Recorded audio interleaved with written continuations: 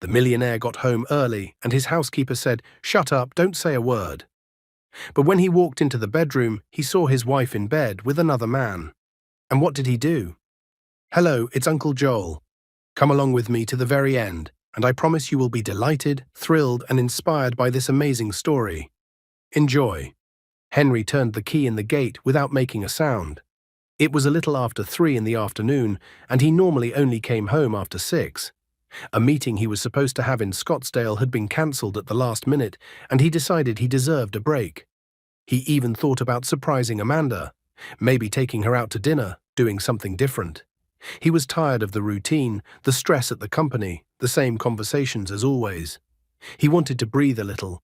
He climbed the stairs up from the garage, fiddling with his phone, answering a quick email, distracted. Only when he opened the living room door did he sense something off.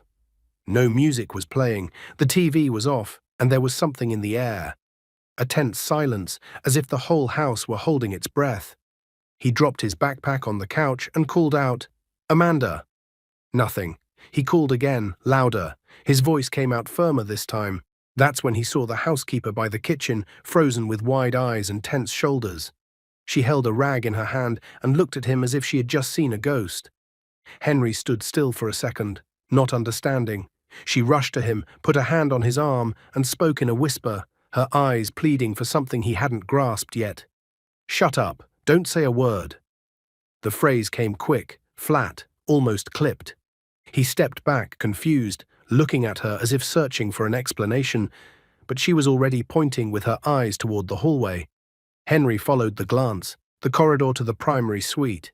His stomach flipped right away. Something was wrong, very wrong. His legs moved on their own.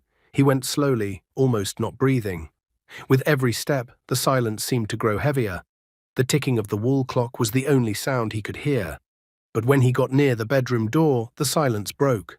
A muffled laugh, other voices, one deeper, one higher, and suddenly everything was clear. Henry put his hand on the doorknob. His heart was pounding so hard it felt like it might jump out of his mouth. He turned it slowly, pushed the door, and froze. The world stopped right there. Amanda was in bed, not alone. She was laughing, her body half covered by the sheet. Next to her, lying down, shirtless, was Doug, his own brother. Henry's blood ran cold. They froze too when they saw him in the doorway. Amanda yanked the sheet up in a rush, trying to cover what she could. Doug jumped to his feet, shock on his face. Henry said nothing. He couldn't. He stood there watching the scene as if it were a movie he didn't want to be watching. Amanda got up and started talking, nervous. "It's not what you think. Please, just listen." But he couldn't process it. Her face felt far away. The words were distorted, like they were underwater. Doug tried to approach, mumbling something, but Henry stepped back, put space between them, turned his back, and left the room. He went to the living room as if his body were on autopilot. He grabbed the car keys without saying a word. In the kitchen corner, Cindy was still standing there, now with a look that said she already knew the worst had happened. He looked at her for a second, just that, and then he was in the car. Henry started the engine and kept his hands on the steering wheel for a while. His breathing was heavy, his eyes fixed on nothing. There wasn't anger yet. It was a deep hurt, the kind that doesn't even have a place to land. None of it made sense. It wasn't just the betrayal, it was who? It was his brother, his own blood. Images came in flashes, Amanda laughing, Doug lying beside her, her hand touching his face, both of them as if they were in a world of their own. And he was there like an idiot, thinking he was going to surprise her, thinking the problem in their marriage was just routine, thinking there was still something to save. He pulled out with no destination. He merged onto the beltway, hit the interstate, turned off his phone. He didn't want to see anyone, or hear anyone. He just wanted to run from the noise of the house, Amanda's voice, his brother's face, the memories. The steering wheel shook in his hands, but he didn't stop. He didn't want to stop. He thought about everything he'd built in recent years. The company that had grown with so much effort, the sleepless nights, the marriage, the trust he had always had in both of them. Amanda had been his safe harbor. Doug was the man he had pulled out of the mud, given a job, helped get back on his feet, and now the two of them together in his bed. In his room. Henry parked at a gas station after driving for almost 2 hours. He sat in the car a while longer, bought a bottle of water and downed it in one go. His phone kept ringing non-stop. He turned it off, sat on a bench nearby, and watched the movement of truckers, cars coming and going. People living their lives while his fell apart. He felt a knot in his chest that wouldn't loosen, a need to cry, but his body was locked up. Nothing came out. It was as if everything inside him had crashed. He closed his eyes for a while. He didn't know how long. He just wanted the world to stop for a few minutes so he could understand what to do with all of it. In his head, one question pounded over and over. Why? Henry didn't remember the way back. He only knew that he had driven it. His hands on the wheel still shook. His body seemed to function on autopilot. He parked in front of the house gate as if nothing had happened, but something had. And he felt it in his chest, his stomach, his head. A mix of anger, sadness, and disbelief that seemed to grow by the minute. The same house that once felt safe now seemed like a minefield. He got out slowly, looking around as if he expected something to be different. But it wasn't. The living room light was on, the front door still ajar, and everything inside him screamed not to go in. But he went. The living room was empty. The rag Cindy had been using still lay over the arm of the couch. The smell of perfume hung heavy in the air. Amanda liked to fill the house with those sweet aromas, sometimes cloying. Now the scent felt suffocating. He walked slowly toward the hallway, the same one he had walked earlier, but now it was different. Now he knew what he had seen. And still, deep down, there was a thread of hope that it had all been a misunderstanding, an illusion, a nightmare. Something that could be undone, something that had an explanation. But it didn't. The bedroom door was closed now, locked. Henry stopped in front of it, took a deep breath, pressed his forehead to the wood, and stayed that way for a few seconds. His head boiled, his heart raced. He didn't know whether to knock, wait, or leave again. But before he could decide, he heard footsteps on the other side and low voices. He recognized them. Amanda, Doug, talking fast, nervous. He heard his name. She said something like, "It wasn't supposed to happen like this." His voice answered, angry. They argued. Henry stepped back. Something inside him exploded. He pounded the door hard. The sound echoed through the house. Silence on the other side. Then Amanda spoke, her voice trembling. She asked him to leave, said it wasn't the moment. Henry pressed his fist to the door and closed his eyes. The image of the two of them in bed kept flashing in his head like it had been burned in. He couldn't forget. He spoke firmly. "Open the door." Now, Amanda hesitated but unlocked it.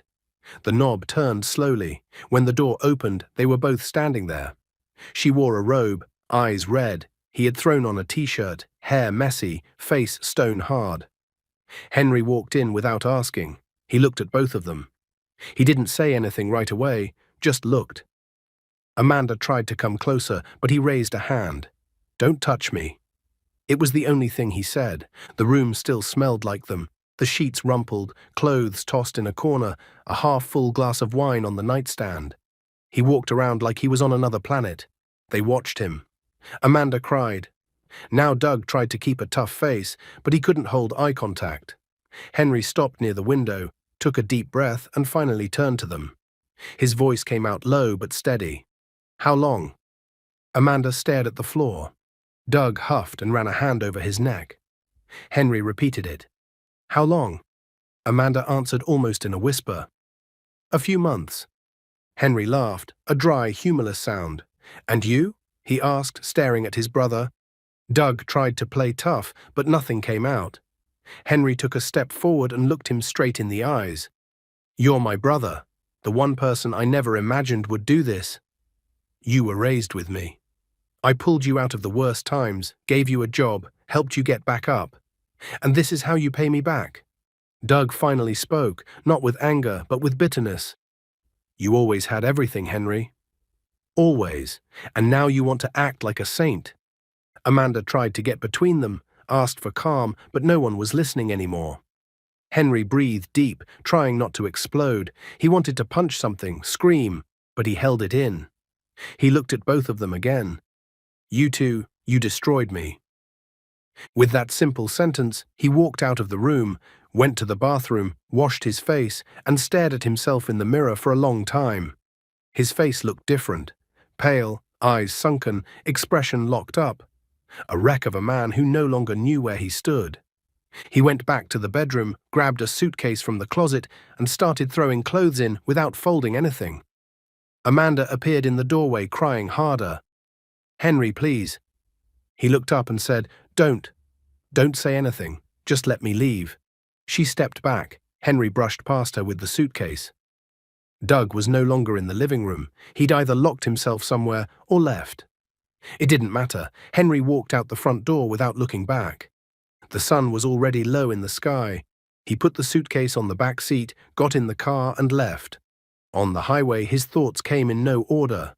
He remembered the early days with Amanda, dinners, trips, when they dreamed of their own home, of kids. He remembered how Doug had shown up after a third business failure, completely broke, asking for help, and Henry, as a brother, opened not only the doors to the company but to his life. And now he was alone in the car, heading who knows where. The feeling was that he'd lost everything: his wife, his family, his peace, his trust. And the worst part, he didn't know how or where to start again. He stopped at a small roadside hotel, took whatever room was available, lay on the bed, and stared at the ceiling. He wanted to sleep and wake up somewhere else, with another life, but he didn't sleep. He lay there listening to the distant sound of cars passing, his heart tight and his head spinning non-stop. Night fell, but Henry didn't notice. He had been lying on that hotel bed for hours. The room was small, a bit stuffy, with a loud AC unit in the corner and a yellow light that made everything feel abandoned. He didn't sleep, didn't cry. He just stayed there, frozen, staring at the ceiling, like he was trying to understand when his life had turned into this disaster. He didn't know what to think anymore. His head spun with scattered images, loose pieces that didn't fit. Every 5 minutes he looked at his phone. 23 missed calls, 14 messages. Amanda, Doug, even his mother had texted. But he answered no one. He wanted to disappear. At 4 in the morning, he got up, stepped into the shower, and stood under the water doing nothing. His whole body hurt, but the pain inside was worse. It was a mix of anger, shame, sadness, and such a vast emptiness it felt like a chunk had been ripped out of him. After nearly half an hour, he left the shower, pulled a clean t-shirt from the suitcase, and sat on the edge of the bed. The phone buzzed again, but he just turned it off. He didn't want to know what anyone had to say. He had to think. But thinking hurt, and it hurt in a way he had never felt. Around 6, the sky started to lighten. He opened the curtain and watched cars on the highway, truckers, families traveling, people going to work. Everyone heading somewhere, except him.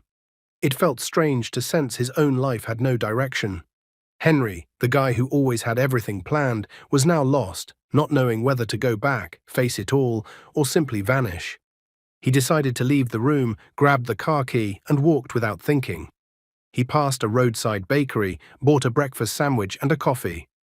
He wasn't hungry, but he needed something in his stomach. The attendant asked if he was traveling. He said yes, but he didn't even know where to. He got back on the road with no destination and drove until the tank allowed.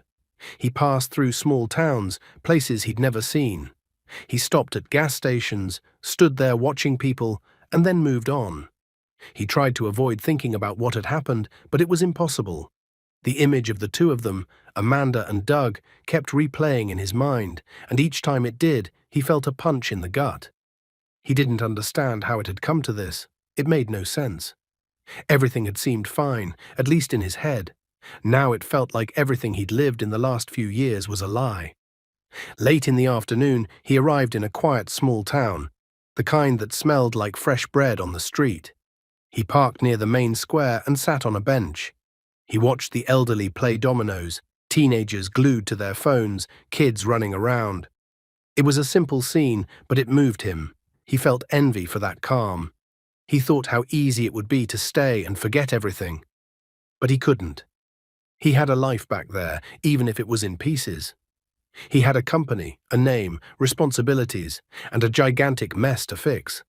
When the sun began to set again, he walked to a corner bar, sat at the counter, and ordered a beer. The place was rustic, a bit old, with vintage photos on the walls and a barbecue smell coming from the kitchen. That's when a woman approached. Black t-shirt, hair pulled back, simple demeanor. Her name was Tess. She worked there serving tables. She looked at him and said he seemed tired. He laughed softly, a humorless laugh. "I am," he said. She poured the beer and struck up a conversation. She said she recognized that look, people running from something. He said maybe he was running, but didn't know exactly from what. Tess didn't pry, she just stayed nearby, exchanging a word here and there while serving others. But Henry felt a strange relief just being there. For the first time in 2 days, someone spoke to him without asking for anything, without judgment. He stayed late. He drank only 2 beers, but his head felt lighter. When he left, she wished him a good night and said if he needed to talk, he could come back. He thanked her and went to a simple hotel nearby. He lay down and for the first time managed to sleep a little. The next day he woke before the alarm, had breakfast at the bakery, walked around town, replied to one single message, and went to his company's accountant asking for an urgent meeting. He decided he needed to protect what could still be saved, because his personal life was already in pieces, but the professional side could still be defended. He'd return to the big city the next day, not to face Amanda and Doug, but to protect himself. He already sensed this went far beyond betrayal. That night, he went back to the bar.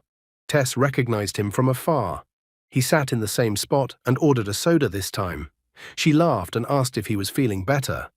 Henry said yes, a bit. It wasn't a lie. They talked more. He told her he was a business owner without going into details. He said he needed time to clear his head. Tess said she'd been through something similar and that sometimes running is just a way to breathe. She got it. He thanked her. That simple woman, clearly someone life had already hit hard, was helping him more than anyone close to him had. For the first time, Henry felt he might not be alone. Even without knowing her well, that conversation brought a bit of peace, something he hadn't felt in days. When he left the bar, the sky was clear and full of stars. He looked up and thought maybe there was still a way. Not for him and Amanda, but for him. Henry woke to the TV bleeding through the thin wall from the next room. He opened his eyes slowly, a bit lost in time, trying to remember where he was. His head still hurt, but it was different now, like he'd emerged from a fog, one of those blackouts where you survive on autopilot. He got up, took a quick shower, and before leaving the hotel, stood frozen at the door holding the key, as if testing his courage. He was going back to the city, to reality, and this time with both feet on the ground. On the drive, with the radio off and the window cracked, he thought only of one thing. Act, take back control of the company, figure out what Doug had been doing behind his back. The betrayal wasn't just in the bed, he knew that now.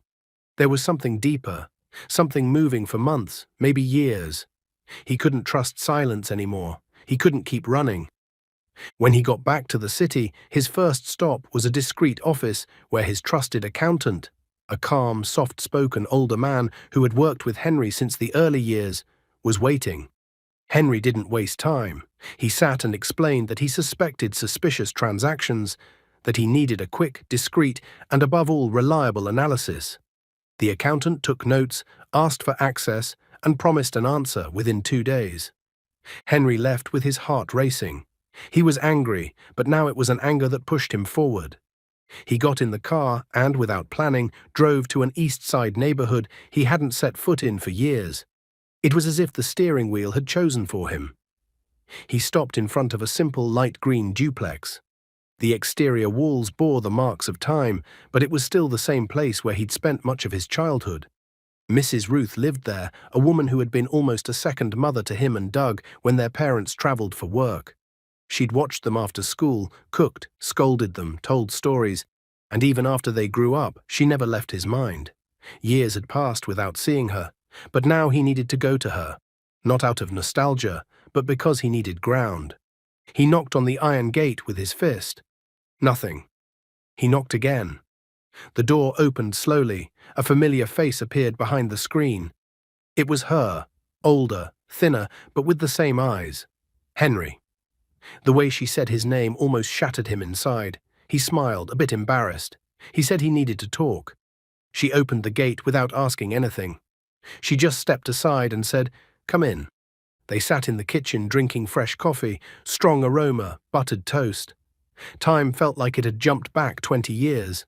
Henry stayed silent for a while, staring at the floor, fidgeting with the cup, until he began to speak. He told her about his brother's betrayal, the whole mess. Mrs. Ruth listened without interrupting, her look mixed pain and care. When he finished, she stayed quiet for a bit and then said only this: "I always knew Doug carried a weight you never had. He never learned to be grateful." Henry kept quiet. That hit him in a strange way. He had never thought the problem could be that old, that jealousy could have been born long before the company, the money, the nice house. Maybe back when he advanced a grade while Doug stayed behind, when their parents compared them, when Henry received praise while Doug heard only criticism. It was hard to think that without feeling guilty, but he knew nothing justified what his brother had done.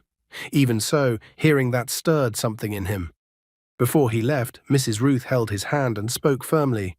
"You still have time to get up again, but you'll have to do it with your head, not your wounded chest. It'll hurt, but you don't clean up dirt by sinking into it." Henry could only answer with a squeeze of her hand and a weak smile. He returned to the car with his head boiling, but now it boiled with ideas, with questions, and with a real desire to understand what was behind it all. It was already night when he decided to go back to the small-town bar where he'd met Tess. He hit the road again. He was tired, but he needed to talk to her. It was strange, they barely knew each other. But something there made sense. When he arrived, the bar was already full. Tess saw him from afar, gave a quiet smile, and came over. Henry sat at the counter, ordered a sparkling water, and said he needed to get something off his chest. She wiped her hands on a towel and said, "Then talk. I'm here." Henry told her about visiting Mrs. Ruth, about the accountant's work, about the idea that maybe Doug had planned everything longer than he'd imagined. Tess listened closely. When he finished, she said something that echoed in his head for hours. "If he planned all that, it's because he knows you very well. And if he knows you, he knows how you think, how you react, even what you're going to do now. If you want to win this war, you'll have to act differently than he expects." At that moment, Henry understood it wasn't just about anger. It was about intelligence, strategy. Doug was more calculating than he wanted to believe. And if he truly wanted to resolve this, he had to be sharper. Seeing Tess again brought that into focus. She didn't offer canned advice or pretend to know everything, but she made him think. And right then, that was worth more than any hug or pretty words. They stayed talking until the crowd thinned. When he said goodbye, Tess looked into his eyes and said, "Come back whenever you want." "You don't have to run from here." Henry thanked her and, for the first time in days, felt he wasn't completely lost. Henry drove back to the city in the late afternoon. The sky was overcast, traffic heavy, and he felt like every car around him sped up the storm inside his head. He stopped in front of his own house and stared at the facade as if seeing it for the first time. Everything now seemed to carry a different meaning. The porch where he and Amanda had coffee on weekends. The living room window that looked pretty at night when the TV light shined from inside out. Everything weighed down, and he knew the worst hadn't even surfaced yet. He got out slowly, as if stepping into a strange place. The front door was ajar. When he pushed it, the smell of cleaner hit him. The house was quiet, but he could hear the whack of a broom in the back. Henry closed the door behind him and walked to the kitchen.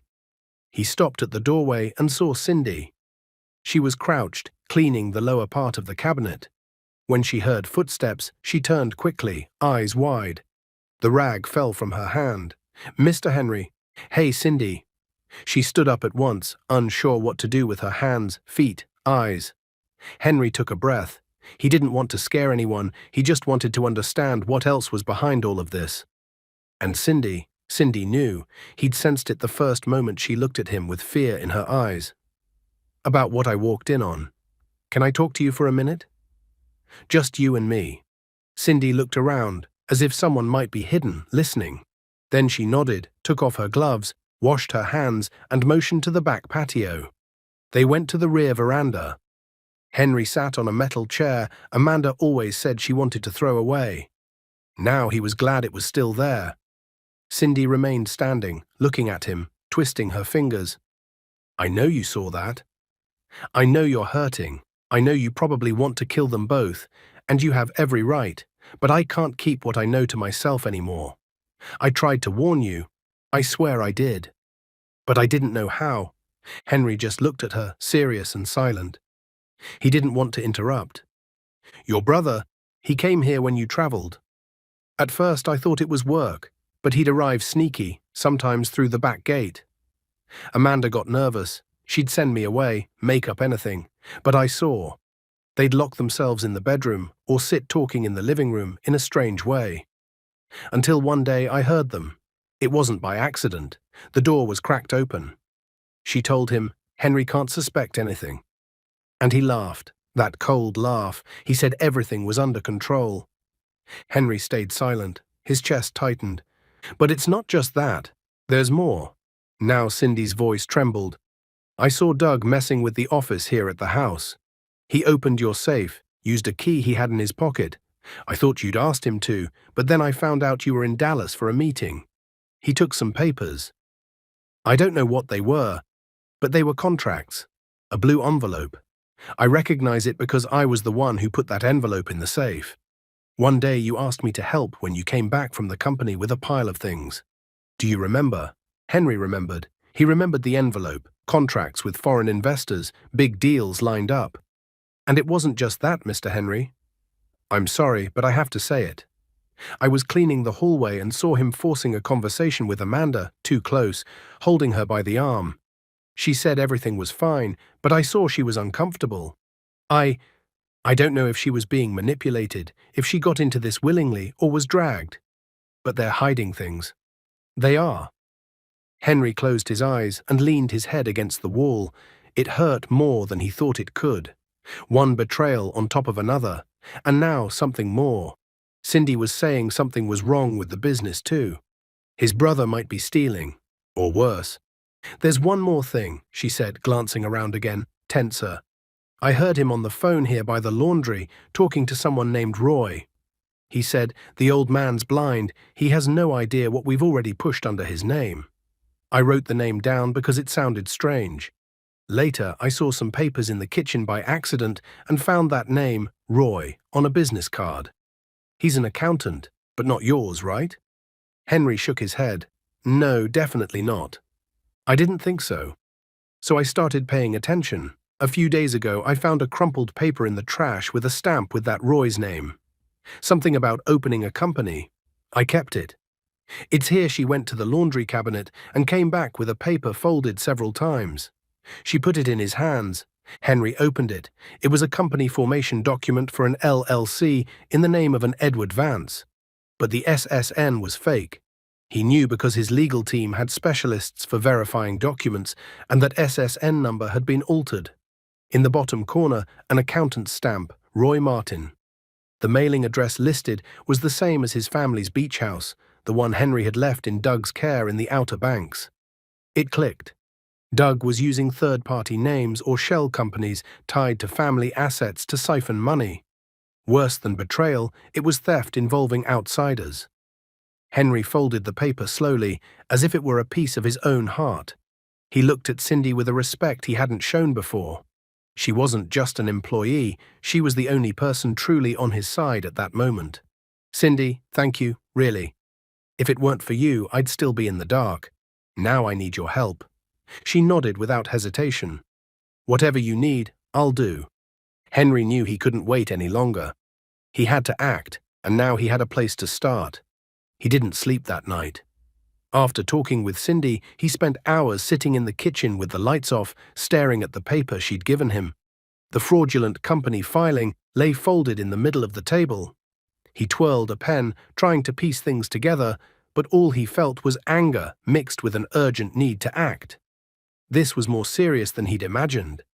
It was a crime, a plan built calmly, patiently, probably for a long time, and he was at the center of it, being played for a fool. Around 5 in the morning, he got up, brewed strong coffee, and sat at his office desk. He started jotting down names, dates, situations that hadn't seemed suspicious before, but now made sense. He remembered a meeting Doug insisted on handling alone with an investor. At the time, Henry thought it was an attempt to show initiative. Now he saw it had been an excuse to act without anyone around. He also remembered when Amanda started avoiding money talks. She'd say it was boring, that she didn't want the stress.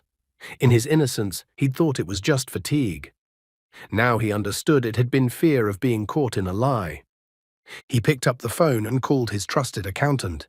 It went straight to voicemail. It was still early. He sent a message asking for an urgent meeting that same day. Then he started digging through company files on his laptop.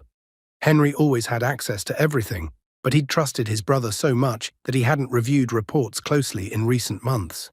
That's when he noticed transactions too small to raise alarms, but frequent.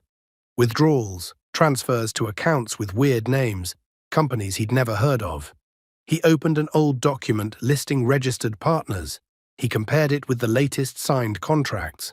2 names matched recent deposits, but weren't on the official spreadsheet. How were those companies getting paid, and why hadn't anyone in accounting noticed?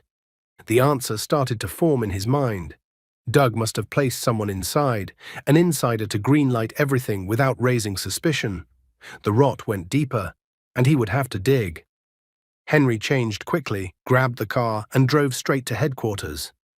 The building was still quiet. He arrived before 8, took the elevator alone, went up to the top floor, and entered the office he shared with Doug. Doug's door was locked. He didn't try it. He sat at his own desk and turned on his work computer. He pinged the HR director on the internal system and scheduled an urgent conversation. 15 minutes later, she walked in, concerned. Henry didn't waste words. "I need a list of everyone hired in accounting over the last 2 years, and who referred each of them." She didn't fully understand, but didn't ask questions. She left in a rush. Meanwhile, Henry opened his messaging app. He had an old thread with Doug. He scrolled up to the beginning and found a line that now felt like a slap. "Leave it to me. Trust me, it was about a deal with a company called Geosat. Never formalized, but strangely there were payment records. Where had that money gone?" The phone rang. The accountant. Henry answered immediately. "We need to talk." "There are things here that don't add up," the accountant said, serious. Henry sent his location and asked him to come to the office as quickly as possible. Within an hour, they were in the room. The accountant opened a thick folder and began to explain. "I reviewed the last 6 months of bank activity and found something odd. There's a series of small transfers made on alternating days to accounts with names that don't match any official partner. These accounts are linked to recently formed LLCs, all opened by the same accountant, Roy Martin." Henry expected the name, but still felt a chill. "There's more. Those accounts are receiving amounts that, together, exceed $1 million, taken from the external support budget, which in theory is used to hire consultants. But none of those consultancies were recorded with formal contracts." Henry took a deep breath. The ground felt like it was giving way under his feet. "And the worst part," the accountant continued, "the payment confirmations were digitally signed by Doug." Henry stood, walked to the window and stared out. The city outside carried on, noisy, alive, but inside that room his world was collapsing again. Not as a surprise this time, now he had certainty. "Scan all of it," he said. "I want a full report by tomorrow. We're going to do this right." The accountant nodded. Before leaving, he added, "Henry, this is serious. Very serious. You'll have to report it. This isn't just a family fight." Henry knew, but before airing everything, he needed details. He needed to know how far it went, who else was involved, because if Doug was capable of this, he wasn't acting alone. Back at his desk, his computer chimed. HR had sent the list. Henry opened it. He read name by name, stopped at one, Leon Sampson. He'd been referred directly by Doug, and he was precisely the one who had signed most of the payment release reports in recent months. Coincidence? Hard to believe. Henry wrote down the name, saved everything to a flash drive, and slipped it in his pocket. At lunch, instead of going home, he drove to Tess's bar. He wanted to hear a voice outside the chaos. When he arrived, she was wiping down the counter. "You've been scarce," she said with a half smile. "I'm in a tornado," he answered, pulling out a chair. Tess poured strong coffee and sat across from him. I found out the hole is much deeper, and I think I'll need your help. She raised her eyebrows, interested. Tell me what's going on. Henry told her everything, no filter. About the shell companies, the shady accountant, the insider employee.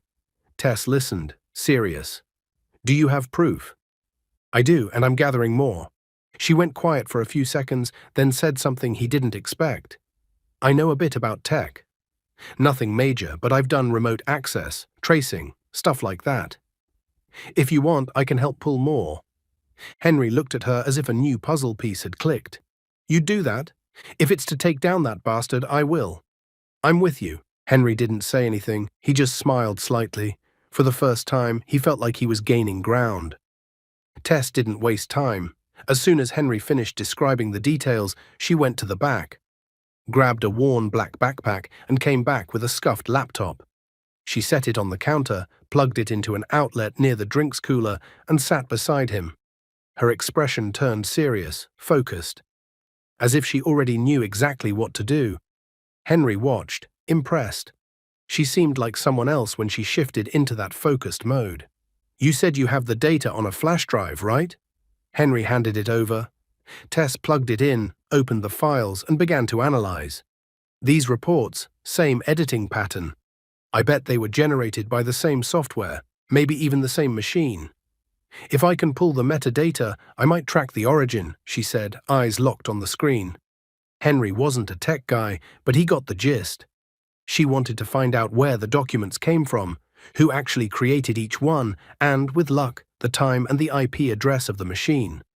That could help confirm Doug was behind everything, and better, show who else was in on it. While she worked, Henry stepped out to take a call from the accountant. He had more information and confirmed that 2 of the companies receiving payments had offices at abandoned addresses, mail drops only. One of them had even been used in a bank scam years earlier. Henry noted everything and went back to the bar. Tess was still glued to the screen, typing non-stop. The bar had already closed. The main lights were off. Only the kitchen lights dimly lit the room, like an investigation set. Henry sat beside her with a bottle of water and waited. Minutes later, she let out a faint smile. I traced the origin of 3 files. All were created on the same machine. And that machine is registered to a guy named Leon Sampson. Henry froze. That name is on HR's list. Doug referred him.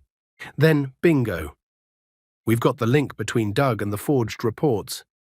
Better yet, we can prove Leon was directly involved in creating the fake documents. If we cross this with the banking data, the noose tightens. Henry rubbed his face, trying to sort his thoughts. Is this enough to press charges? It's strong, but ideally we need one more piece. Something that ties Doug directly to the owners of the shell companies. Henry fell silent for a few seconds, then said, I think I can get that, but I'll need to get into his email. Tess looked at him and then back to the laptop. Can you? Henry thought for a moment. Yes. His password's saved on his work computer's browser. If I get there early, before him, I can get in. Do it. And when you've got it, call me. We'll search for anything that connects him to Roy Martin and the fronts. It was almost 3 in the morning when Henry returned home. Cindy had already left. The house was quiet. He left the living room light off and went straight to the office. He opened the laptop, but not to work. He wrote a list of the names involved so far: Doug, Leon Sampson, Roy Martin. Then he circled the names he hadn't figured out how to place. Amanda was a question mark. How much did she know? How involved was she? Did she participate actively, or was she taken in by Doug? The next morning, he arrived at the office at 6:30. The building was still empty. Using the master key only the directors had, he unlocked Doug's office. He sat in Doug's chair and turned on the computer. The Windows password was still the same, an obvious sequence with his birth year. The browser opened with saved tabs. He clicked email. The account logged in. Bingo. He started searching keywords: Roy, invoice, payment, company, contract. In minutes, he found what he wanted, an email from Doug to Roy that read, Roy, we need to form another company. Clean name, preferably someone with ID from out of state. Same structure as before. try to rush it, because the next payment from Geosat is next week. Henry can't suspect anything. The screen felt like it was burning in front of Henry's eyes. That was the direct proof, clear, straightforward. He copied that email and others like it. There were also exchanges with Leon, with detailed instructions about which contracts to use, how to adjust the amounts, and which dates to avoid to keep from overlapping with outside audits. It was a very well-built scheme. And worse, it looked like it had been running for over a year. He sent everything to a secret email account he created on the spot to avoid raising suspicion. Then he cleared the browser history and left the office. On the way to his own, he crossed paths with Doug in the hallway. "Hey bro," Doug said, as if nothing had happened. Henry gave a small smile and a nod. Inside, he was boiling. Back in his office, he called the accountant and shared what he'd found. Then he called Tess and scheduled a meeting for late afternoon. When she arrived at his apartment, she already knew things were uglier than they'd thought. "I found the emails, and they're strong. Now I need a way to make it all public. The right way." Tess took a sip of coffee and answered right away. "There's a company event next week, right? A meeting with investors?" "There is, on Thursday." "Then that's where the truth shows up in front of everybody, with no room for denial." Henry looked at her for a few seconds. The idea was risky, but he knew it was exactly the kind of exposure Doug deserved. The game had changed, and he was going to flip the table. Thursday was coming, and with it the investor event. Henry knew that in that ballroom full of important people, the game would turn. But to do it right, he needed more. The evidence was strong, yes. But he wanted to close every loop. He wanted to show everything clearly, with data no one could challenge. A sloppy accusation could backfire, and he wouldn't risk that. It was Monday night when the accountant called, saying he'd found something even worse. Henry was in the car, driving back from the office. He pulled onto the shoulder to listen carefully. The accountant got straight to the point. "Henry, there's an internal company fund created 3 years ago for international expansion. You remember it?" "I do, of course. It was the board's idea, a reserve to open a branch in Ireland. Then, this fund was moved several times by a company called Ivercom. But that company has no real office, no business activity, no website. And the legal representative is a man named George Caldwell. I looked him up. He died 2 years ago." Henry gripped the wheel hard. The air in the car felt heavier in an instant. "You're telling me they used a dead man to move company money?" "Yes, with forged documents. I got access to one of the transactions. George's signature was inserted digitally. It's a paste-up." Henry looked in the rear view. Traffic kept flowing as if nothing had happened. But in his head, everything flipped upside down. Now it wasn't just ordinary embezzlement. It was high-level fraud, forged documents, money laundering, use of a deceased person's identity. If this surfaced, Doug could actually do prison time, and anyone who co-signed too. He left the car parked and called Tess. He asked her to meet him at the makeshift office he'd rented near the company. When she arrived, he told her everything, eyes wide, voice steady. "This changes everything, Tess. Now it's not just theft, it's federal crime." She understood immediately. She sat at the computer and began organizing the files. She created a slide deck in PDF with all the evidence separated by dates, amounts, names, and documents. She also drafted a plain language summary for the event's audience, so they could follow without technical jargon. "We'll present this calmly, no shouting. We'll show document by document, image on the screen, numbers in the spreadsheet, names involved, and when everyone understands, then you speak." Henry stared at the screen for a few seconds. The weight kept landing. "It'll shock a lot of people. Many trust him. They've known him forever. It's going to hurt to see who he really is." Tess looked him in the eyes. "It will. But it'll hurt more if you keep pretending you didn't see." Henry nodded. She was right, and deep down, he'd known it for a while. On Wednesday, the eve of the event, he made the hardest decision yet. He asked Amanda to talk, sent a short message asking her to come by his place. She showed up late afternoon, eyes tired, face gaunt. It looked like she'd spent more time crying than sleeping in recent days. He didn't do drama or sarcasm. He got straight to it. "I know everything, not just about you and Doug. I know about the money, the forged documents, the shell companies. I have proof, and I'm going to expose it all tomorrow." Amanda went pale. "Henry, just answer one thing. Were you involved, or were you used?" She hesitated, lowered her eyes, and then, voice low, answered, "At first I didn't know anything, I swear. He said it was just to speed up company deals, that you were approving everything off the books. I believed him. But then it was clear, and I got scared. He threatened to leak my messages, photos, said he'd destroy you and bring everything down. And I didn't have the courage to face it. I stayed, I sank." Henry listened in silence. It hurt, of course it did, but he had expected it. "If you truly weren't part of all this, stay out of the way. Tomorrow watch from a distance, because once this comes out, it becomes a police matter and no one will be able to stop it." Amanda nodded silently. When she left, she said nothing else. Henry stood there, watching the door close. The end of everything was now final. On the morning of the event, the ballroom was full. Rows of chairs, projectors tested, coffee service ready in the corner. Major investors, executives, press, everyone waiting for company news. Henry walked onto the stage with a flash drive and a pit in his stomach. Tess took the technical station to run the presentation. The first slides showed numbers, company growth, positive results, standard. Then Henry paused, drew a breath, and changed tone. "Before we continue, I need to show something important. Something about how our company was used by people on the inside, by those we trusted, and how you, our investors, were deceived." The first image appeared, an email between Doug and Roy, then bank statements, fake contracts, screenshots of Shell LLC filings. People started shifting in their seats. Murmurs spread. Doug's name appeared repeatedly. The fraud was clear. Denial was impossible.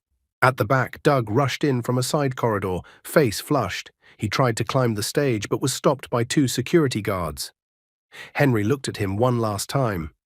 His brother was shouting, trying to explain, saying it was all lies and doctored, but no one believed it anymore. Henry returned to the mic. "I built this company with work, and I won't let it be destroyed by greed. That's why I've turned everything over to the authorities. Now it's in the hands of justice." The room fell silent. It was the end of one era, and the beginning of another. Amanda watched everything from the back of the ballroom. She stood by the emergency exit, half hidden between a pillar and a stack of speakers. She'd arrived early but stayed standing, her coat draped over her shoulders, like a piece out of place. She knew what was coming, knew Henry would expose everything. Even so, when her name appeared indirectly in emails, even though he didn't say it out loud, her stomach flipped. It felt like the floor was glass, and she was standing on it waiting for the first crack. People looked around, whispered. Some left to make calls, others recorded. Doug's name lit up phones, messages, investors calling their advisors. And Amanda, in the corner, clenched her own hand, eyes fixed on the stage, as if she might wake up any minute and realize it had all been a nightmare far too long. When Doug burst in shouting, trying to flip the script by causing a scene, Amanda held back tears, not for him, not anymore, for herself, for the shame, for the guilt, for everything she'd pretended not to see. His yelling, his attempt to make the crowd believe it was a setup. Now it sounded pathetic, even to her, who, until recently, had believed every word from that man. She slipped out quietly. She walked the corridors, trying not to meet anyone's eyes. When she reached the parking lot, she sat in the car and cried. It wasn't a dramatic, desperate sob. It was silent, the kind that hurts inside, that mixes everything: regret, anger, exhaustion, shame. She sat for almost an hour before she could start the engine. When she got home, the living room was a mess. Doug had been there, before the event, maybe the night before. Papers strewn, clothes scattered, a torn piece of a contract on the table.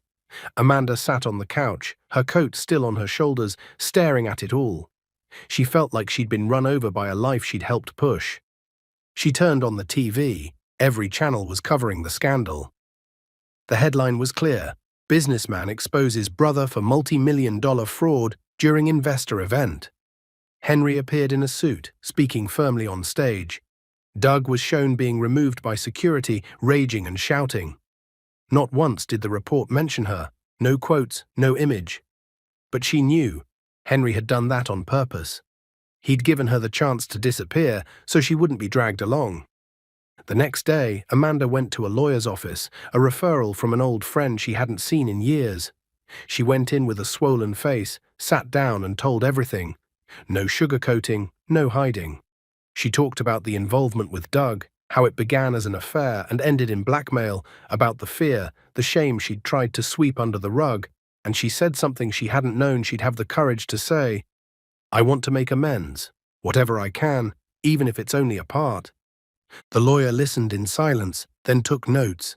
He explained she could cooperate with the investigation, that providing evidence, messages, confirming everything Henry had presented would help. Not erase everything, but reduce the consequences. Amanda took a deep breath, picked up her phone, opened the gallery, and started showing screenshots of conversations she still had. Texts, voice messages, emails. She'd never deleted them. Deep down, she'd known that one day it might turn against her, or serve some purpose. She also revealed she knew about an account Doug used abroad, in the name of a woman called Teresa. No one had ever seen her, but he said she was just a straw. Amanda had once seen the statement by accident during a dinner at a hotel. She remembered the bank's name and the absurd balance. It was money that shouldn't have been there, and she knew it. When she left the office, she called Henry, let it ring 4 times before he answered. Hello? His voice was flat. I went to a lawyer. I turned in everything I had. I'm cooperating. I just wanted you to know. Silence on the other end. I'm not asking for forgiveness, Henry. I'm just trying to do the bare minimum. What I should have done before.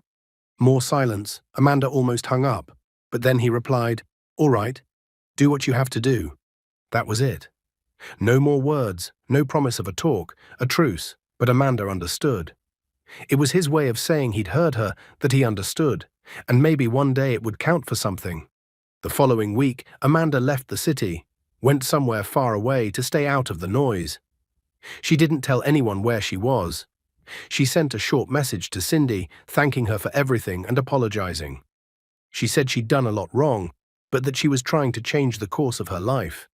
Cindy replied with a simple, God be with you, and Amanda cried again. But this time it was different. It wasn't just pain.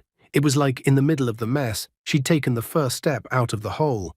The media kept talking about the case for a few more days. Doug disappeared. The police started looking for him after the arrest warrant came out.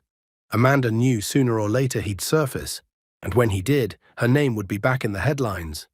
But until then, she would stay silent, doing what she could, the way she could, without trying to justify, without playing the victim. Because now she knew. It was time to face what remained.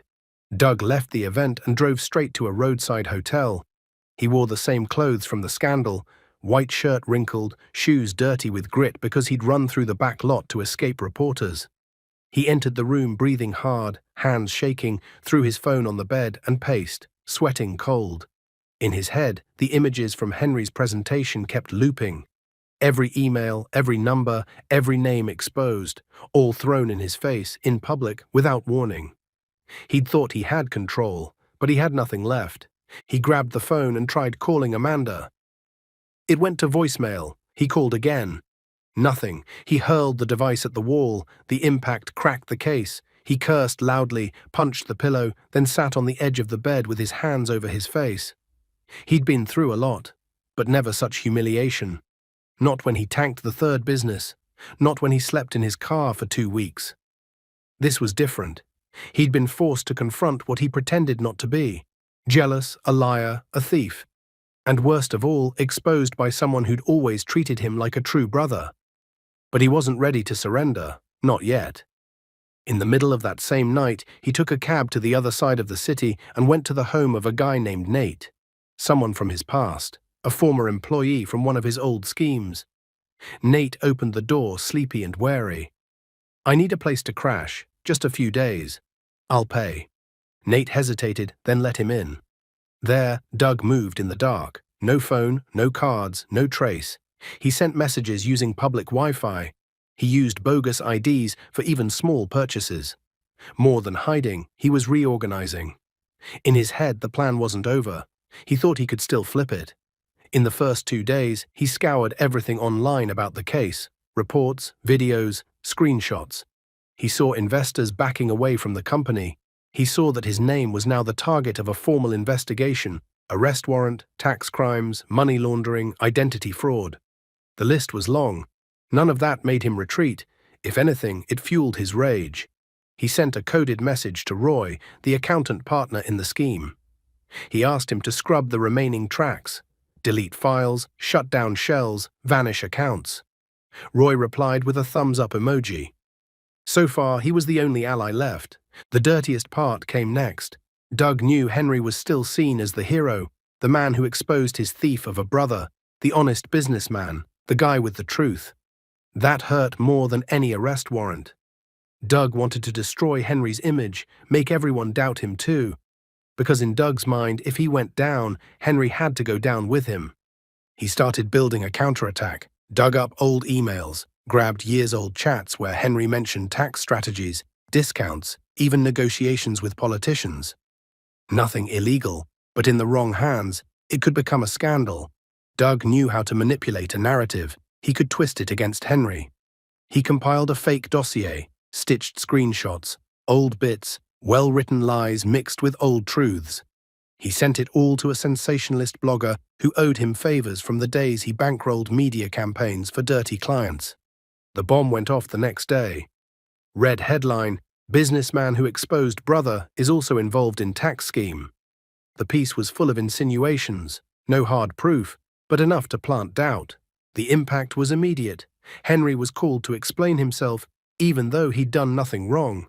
That was exactly what Doug wanted: to muddy the waters, drag everyone into the same swamp. Meanwhile, the police traced Doug's last steps. They found the visit to Nate's place, reached the building, but he'd already vanished. Now he was at a rented farmhouse under a fake name, using a prepaid SIM bought by intermediaries. He was a ghost. At the farmhouse, he watched from afar. Henry's company held on, but took hit after hit. The stock dipped. An investor bailed. An external audit was scheduled. Doug smiled as he saw it. What he didn't know was that Henry had predicted this counterattack. Tess, the hacker friend, traced the source of the fake dossier leak. She pulled IP, location, everything. She discovered the email that sent the files came from a laptop under the name of Leon Sampson, the same employee tied to Doug. The net was tightening. This time, Henry moved fast. He compiled the new evidence and turned it straight over to the FBI. Now it wasn't just a corporate complaint. It was a criminal investigation with full federal coverage. Meanwhile, Roy, the accountant, disappeared. He shut his office, closed his socials, took down his site. Henry suspected he was on the run, or trying to cover himself. With Roy out, Doug lost his main piece, the one that kept him invisible. In the middle of it all, their mother, Evelyn, landed in the hospital with high blood pressure. She'd learned everything from the TV. She cried alone in the room, saying she didn't understand how her 2 sons had come to this. Henry visited her. Doug didn't call and blocked her number. He didn't want to deal with guilt or reality, only rage. The game was nearing the end. Doug's mask was falling, piece by piece, but even cornered, he tried to find a way out. He still believed he could win, because a true antagonist isn't just the one who steals, it's the one who refuses to lose. And Doug hadn't accepted it yet. On Tuesday morning, Henry woke to his phone vibrating non-stop. 3 missed calls from the accountant, 2 messages from the lawyer, and a strange notification from an unknown number. A link. Nothing else. No text, no explanation. A short link. He stared at the screen for a few seconds, thought about deleting it, but curiosity won. He tapped. It was a video, hosted on an anonymous platform, no title, no login. In less than 2 seconds, Amanda's face appeared. She was in a coffee shop, alone on her phone, distracted. The recording had been done from a distance, with a hidden phone. Then the video cut to the front of his mother's building, an image held steady, like someone had spent hours watching. Finally, the last part. Cindy leaving a grocery store with a bag of bread and tomatoes. The camera shook and a low male voice said, "Everybody has weaknesses." Henry paused the video and threw the phone away. He stood in the living room without saying a word, heart racing. This wasn't just any warning, it was a threat. Doug was saying, without saying, that he could go after anyone in Henry's life. Amanda, his mother, Cindy. It was like laying a knife on the table and pretending it was just another utensil. Henry paced, hands on his head. Rage grew with the fear. The game had crossed the line. He called the lawyer. "He's threatening me. There's a video. Someone's watching the people around me." The lawyer told him to stay calm, said they'd register it as part of the case, that the police could use it as evidence of coercion and direct threat. But Henry knew he couldn't rely only on justice. Doug was willing to go way too far, and people like that don't play fair. He called Tess to the office and showed her the video. She watched in silence, jaw tight. "That bastard's playing dirty now," she said, grabbing the laptop. "He's showing he knows where to hit." Tess started tracing the link. "This is hosted on a server in Russia via VPN. He's trying to erase the trail, but he left a weak point. The upload came from an IP in the US. I just need time to pull it." Henry stared at the screen with a lump in his throat. It wasn't fear for himself. It was for the others. Amanda was already far away. But what about his mother? And Cindy, who was out there every day, walking the neighborhood streets, riding buses, going back and forth, unaware that she might be being watched? Henry's world had already collapsed, and now it felt like it was fraying at the edges. Late in the afternoon, he went to his mother's place. Evelyn was weaker, face pale, eyes sunken. She'd taken too many sedatives after last week's shock. "You okay, Mom? I just came to see you." She smiled without strength. "It'll pass, right?" "This will pass?" Henry didn't have the heart to answer. He just held her hand. On the way back, he stopped by Cindy's home. She lived in a modest neighborhood, narrow streets, houses close together. When she opened the door and saw Henry, she was surprised. "Did something happen?" "We need to talk." They sat in her kitchen, the air smelling of fresh beans. He showed her the video. Cindy watched in silence, then turned off the screen and spoke firmly. "I'm not afraid, Mr. Henry. Tell that creep he doesn't scare me." Henry gave a faint smile, but he knew it was more complicated. This might not be just talk. Doug had crossed every line. If a man can steal, lie, forge documents, and threaten innocence, he is capable of much more. That night, Henry didn't sleep. He lay on the couch with his phone in his hand, waiting for another notification, another warning, another sign. Fear came in waves, but it came with a certainty too. Doug wouldn't stop, only when he was in custody, or when he had destroyed everything. The next morning, Tess texted, "Got it." The video was uploaded from an internet cafe in Glendale. "I'm cross-referencing the time with the shop's security footage," Henry replied. "You think he's still around?" "I do. If he'd fled the country, he wouldn't waste time filming a video. This was meant to provoke you, to destabilize you. He wants you off your game." Henry looked at the message for a moment, then typed, "Then let's not give him that satisfaction." That same afternoon, Henry went to the police department, took the video, threat screenshots, Tess's report with the IP and the upload time. The detective in charge looked it all over carefully. "This is heavy. With this we can tack on additional charges, coercion and conspiracy, and one more thing, if he's still in the country, we'll get him. It's just a matter of time." Henry didn't reply, but inside something shifted.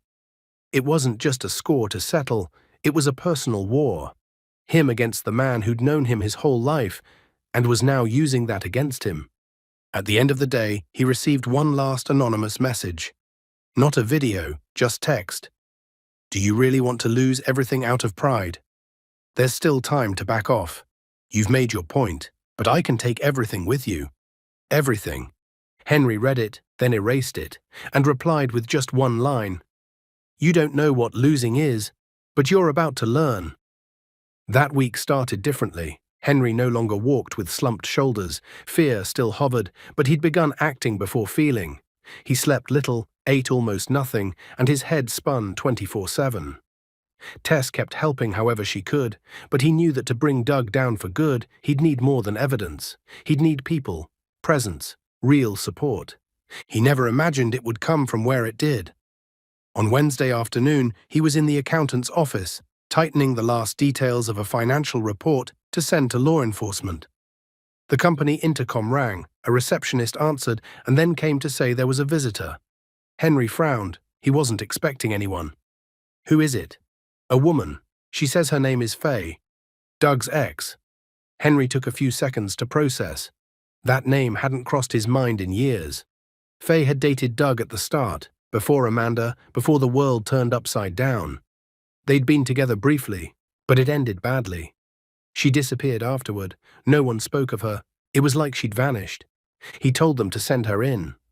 When the door opened, he barely recognized her. She looked different, shorter hair, serious expression, direct gaze. She came in and stood, waiting for him to say something. "Please, sit," Henry said. She sat, adjusting the purse strap, no hedging. "I heard what happened, and I think I can help." Henry looked at her, unsure. "Why now?" "Because I don't want anyone else getting conned by him. Because I know how he manipulates, because he did it to me. And maybe now I can give back some of the pain he caused." Henry folded his arms, listening.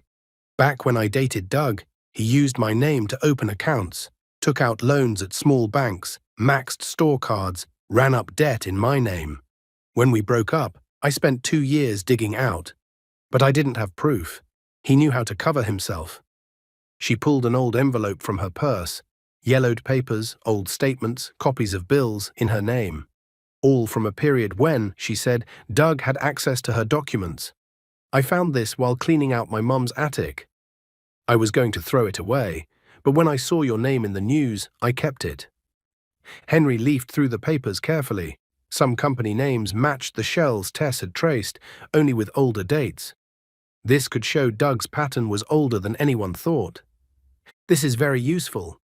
"Thank you, honestly," Henry said. Faye stood. "Just let me know when he's arrested."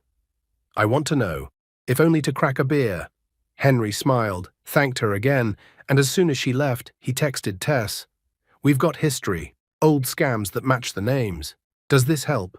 "A lot," Tess replied. "It shows pattern, repeat behavior. For the feds, that's gold." The next day, another old name resurfaced. Mark, a former company employee, fired by Doug 6 months earlier. Henry hadn't known the real reason for the firing. He'd assumed poor performance. Now, with everything coming to light, he suspected more. Mark sent a formal email requesting a meeting with Henry, said he wanted to clarify information about the company's accounting during his time there. Henry saw him the same day. The young man arrived nervous but direct. "I saw things, but I never knew what to do. When I got fired, I kept quiet, afraid of being sued. But after what I saw on TV, I can't stay quiet." Mark said he worked as a data analyst and that some nights he'd been called by Leon Sampson, Doug's right hand in accounting, to review files. But the files weren't the company's. They were outside files, different contracts, with company names he'd never heard of, and then they'd vanish from the system. I asked him once what that was. He said it was off-the-books work, side stuff, so it wouldn't weigh down official accounting. He told me to keep quiet, and I did. Henry listened and then asked, "Can you make a written statement, signed?" Mark nodded. "I already brought one."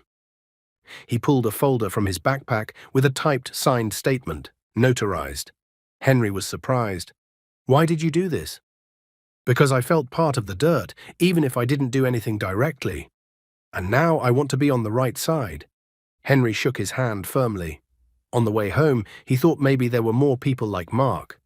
People who knew but were afraid, people who saw and stayed quiet. But now, with everything in the open, they were starting to come forward. It was like fear had switched sides, and that gave Henry strength. When he got home, he found Cindy in the kitchen reading an old recipe notebook, as if nothing were happening. He came closer and leaned on the table. "Everything okay, Cindy?" She looked up and smiled. "It is now." "Looks like the world decided to turn, huh?" Henry sat across from her. "People are coming forward, folks who want to help. folks who suffered at Doug's hands. Cindy closed the notebook. It was a matter of time. Whoever plants filth harvests loneliness. Then the quiet ones show up, the ones who never forgot. Henry looked out the window. The sky was starting to darken, but for the first time in a long time, he didn't feel alone. That night, Henry woke thirsty. It was past 3 a.m. He went downstairs in silence, moving carefully through the dark house, head still full.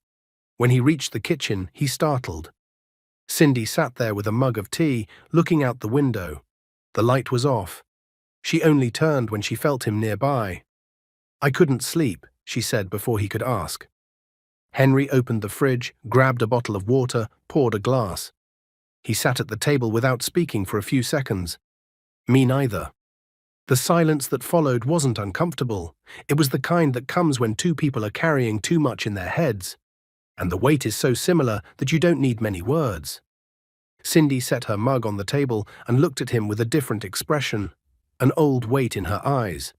"I wanted to tell you something, but I don't know if this is the right time." Henry nodded. "It's okay, say it. If not now, then never." She took a deep breath, wiped her forehead like she was ordering her thoughts. Then she began slowly. "My real name isn't Cindy." Henry frowned, confused. "It's Priscilla. Priscilla Carter. I changed it when I had to run, almost 10 years ago. My ex-husband, he was violent. He controlled me, beat me, and the worst part, he threatened me every day. He said if I left, he'd find me and finish me." Henry said nothing. He listened. "One day I did it. I left with the clothes on my back and an ID that wasn't mine. A woman from church helped me, gave me shelter, food, and the contact of someone who made documents for women in danger. I became Cindy. I took the name and left everything behind."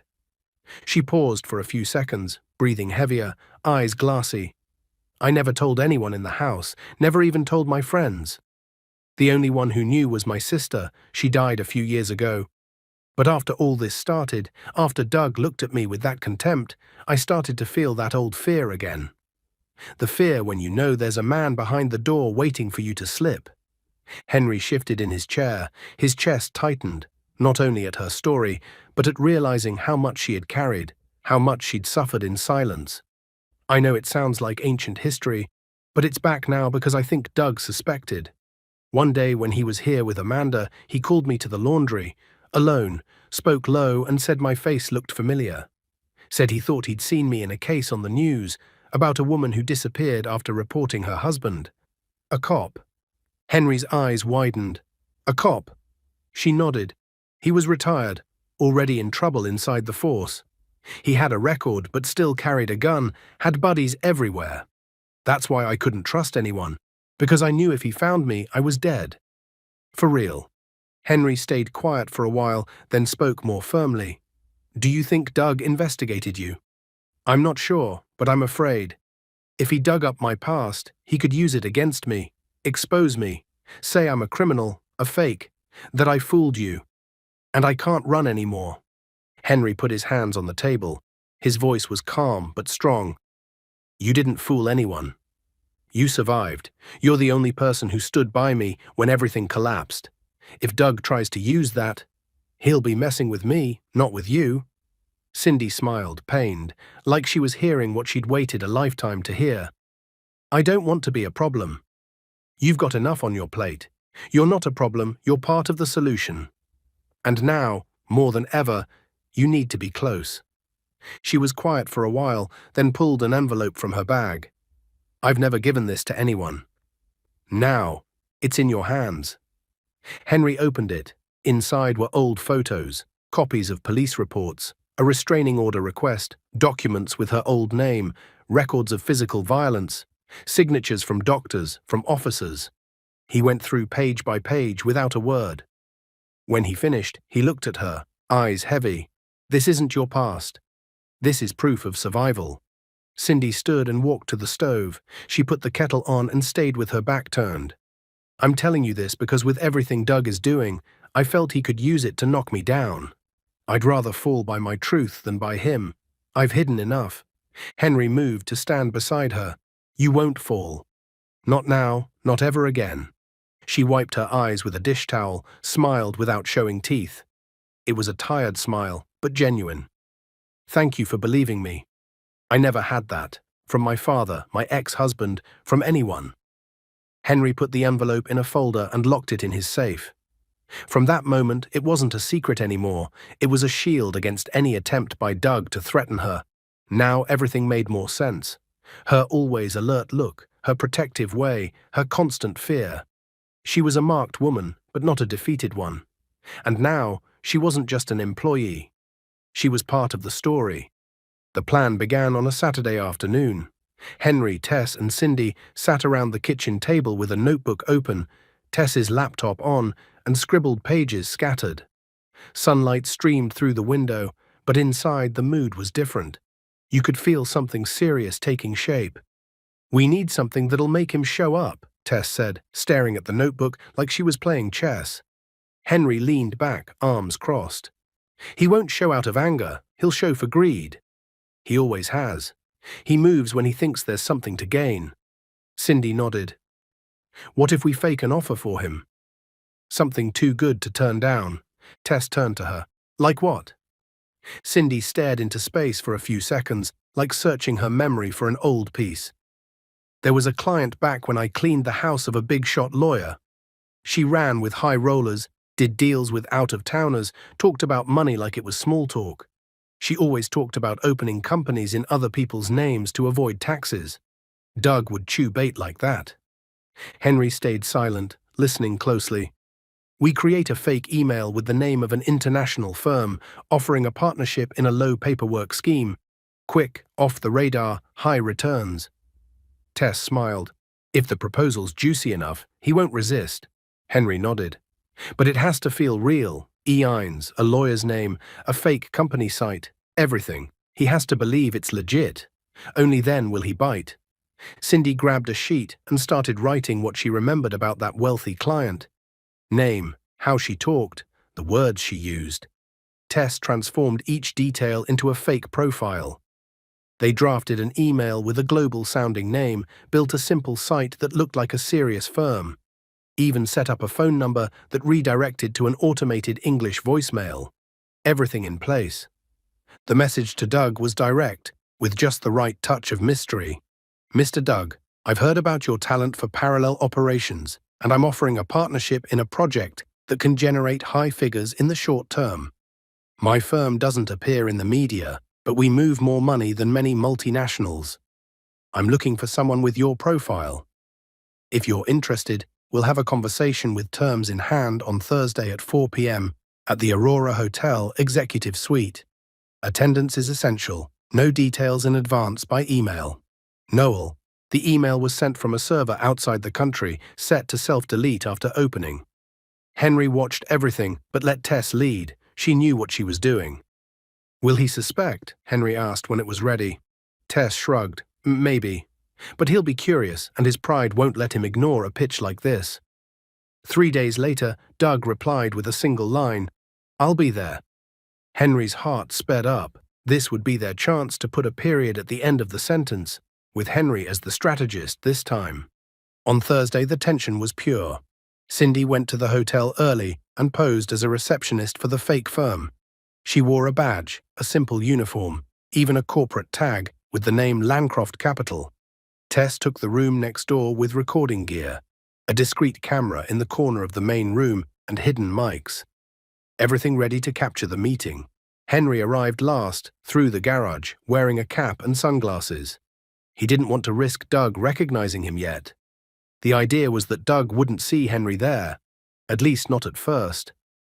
At 3:59, Doug showed up. Quick steps, dark suit, stone face. He took the elevator, went up to the floor, and knocked on the executive suite's door. Cindy opened it. "Good afternoon, Mr. Doug. Come in, make yourself comfortable. The principal will arrive any moment." He stepped in, wary, scanned the room. It was sleek and well lit. Conference table in the center with folders, pens, and 2 bottles of water. Everything to look professional. He sat, stared at his watch. 30 seconds later, the door opened. Henry walked in. Doug sprang up, surprised, face locked. "What is this?" Henry closed the door calmly. This is the end of your show. Doug laughed, nervous. You think you'll get anything out of this? Henry didn't answer. He placed a flash drive on the table. All the evidence is here: emails, dirty money movement, shell companies, threats. There's even the video you sent, of Cindy, my mother, Amanda. Doug stood, still trying to keep control. This is worthless. Who's going to believe you after all this? Henry opened a folder and showed a sheet. Mark, ex-employee. Faye, your ex. 2 witnesses, statements signed. Know what else is here? A request for preventive arrest, already filed. The police are downstairs. Doug took a step back. You wouldn't. I already did. In the next second, 2 officers entered the room. Doug tried to run, but it was too late. They cuffed him right there, and as they took him away, he kept yelling, "This isn't over. You think you won? You have no idea what I'm capable of." Henry didn't answer. He just watched. Cindy appeared at the doorway, still wearing the badge. That was something, she said. Henry looked at her, then at Tess, who came out of the other room with the laptop. We've got everything recorded, with sound, video, and timestamps. That was it. The trap had worked, and Doug, in all his arrogance, had walked straight into it. The image of Doug being led out in cuffs through the hotel lobby spread across the country. The news hit in real time. TV pushed mobile alerts. Stations showed it live. News sites used the same headline. Brother of businessman Henry Lawson arrested for fraud, threats, and racketeering. A hotel employee's video leaked within half an hour. Doug's face, deranged, shouting, cursing, became meme, story, social media chatter. But for Henry, it wasn't victory, not the way others saw it. After Doug was taken, Henry stood for a while in that room, looking at the chair where Doug had been minutes before, saying nothing, not celebrating, body stiff, mind spinning. Tess leaned against the wall, watching, then said, "It's over." Henry shook his head slowly. "Not yet." At the precinct, while the detective organized the paperwork, Doug sat in a hard chair, wrists cuffed, eyes down. He looked exhausted, but the rage still lived on his face. He wasn't the charming guy in a crisp suit anymore. He was sweaty, disheveled, with deep circles under his eyes. The mask had fallen. Henry arrived minutes later, called in to sign the formal complaint. When he walked in, Doug looked up. The silence between them was heavy. The detective tried to break it. "Do you want to talk before we go on?" "I do," Henry said. The detective stepped out, leaving the brothers there. The air was thick. Doug spoke first. "Feel better now?" Henry crossed his arms and leaned on the wall. "I feel clean, which you never were." Doug smirked. "Think you're different from me?" Always the favorite, the example. Life handed you everything on a platter. What you have isn't effort. It's privilege. Henry moved a little closer. "I gave you a job, my trust, put you by my side knowing your past. And what did you do? You stabbed me in the back, used my name, my company, my home, and even went after people who never hurt you." Doug stared at him, eyes bloodshot with hate. "I did what anyone would do after swallowing years of humiliation disguised as love. You never saw it, but you always treated me like a charity case. Never an equal." Henry inhaled, almost snapped, but held it. "Maybe I failed as a brother. Maybe I made mistakes. But none of that justifies what you did. You crossed every line, and now you'll pay for each one." Doug slumped back in the chair. "You think this is the end? It isn't. These walls don't scare me. Guys like me survive in any hole. What about you? You'll live with the stain. The world never forgets a scandal." Henry leaned in, face to face. "I don't want them to forget. I want everyone to remember who you are.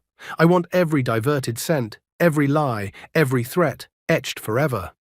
They stared each other down for a few more seconds. Then the detective returned, and the conversation ended there. But inside both of them, it was far from over.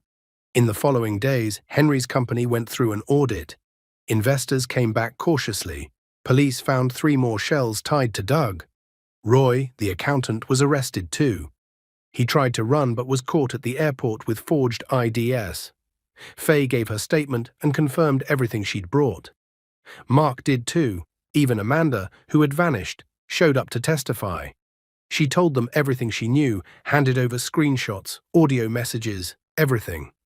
For the first time, she seemed truly free. Henry stayed close to it all, but not directly in it. He was tired. He just wanted it done. One day, after another meeting with lawyers, he took the office elevator. When the doors opened on the lobby, he came face to face with his mother.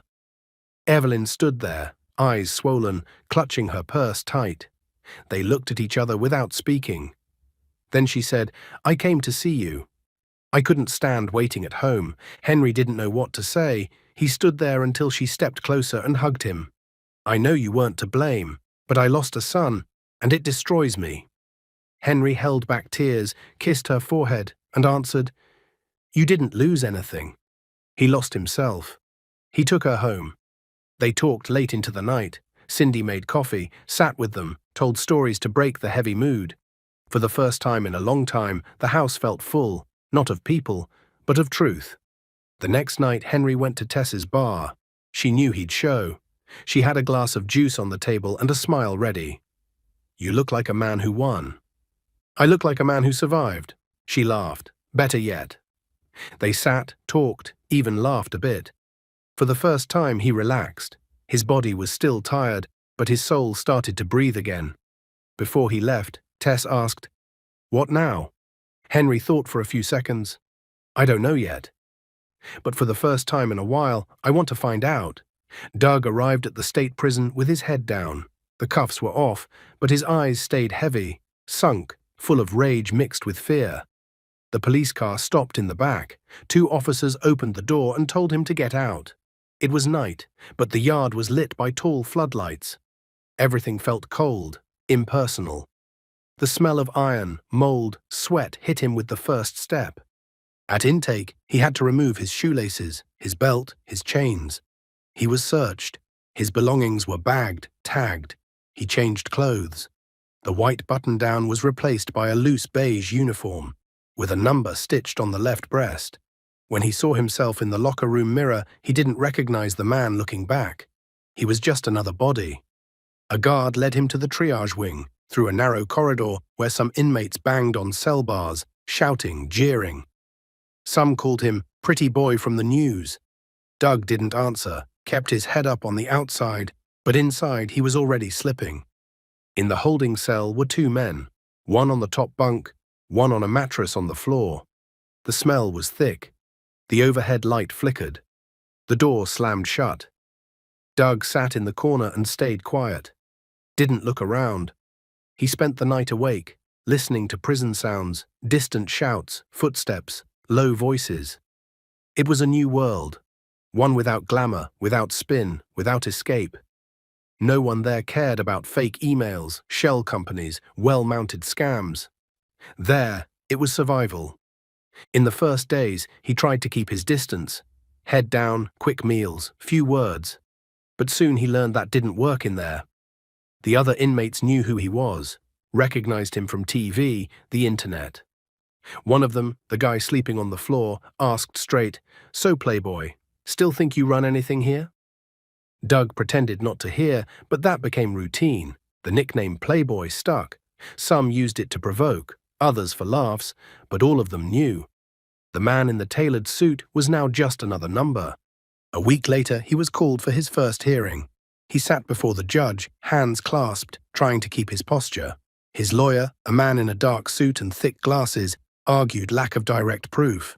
But the prosecutor was firm, brought recordings, emails, statements. Henry wasn't present, but his presence was felt in every page submitted. When Doug returned to his cell, he didn't say a word.